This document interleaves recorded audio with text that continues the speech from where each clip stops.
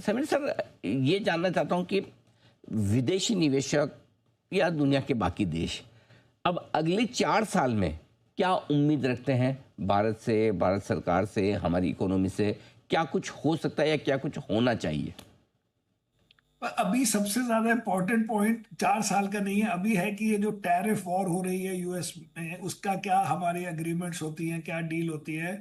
और relative to China या वैसे भी इन एब्सोल्यूट क्या क्या चीजें हैं जहां पे इंडिया उस अपॉर्चुनिटी का एडवांटेज ले सकता है। ये तो पक्की बात है कि अगर चाइना और इंडिया के टर्म्स सिमिलर भी हों,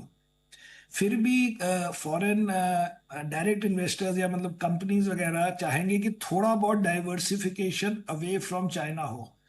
तो अगर ऐसे लेखे देखें तो सबसे इम्पोर्टेंट यही होगा कि अब इंडिया यूके, इंडिया यूएस की डील के बाद वो एक तो डील दिखने में भी लगे कि हाँ इंडिया के लिए इसमें कुछ फायदा हुआ है, और उसके बाद उसको इम्प्लीमेंट करके इस अपॉर्चुनिटी को जाने ना दिया जाए कि चाइना से थोड़ा, चाइना प्लस वन जो पहला राउंड अगर अज्यूम करें कि कोविड के बाद शुरू हुआ, जब लोगों ने कहा कि भाई सब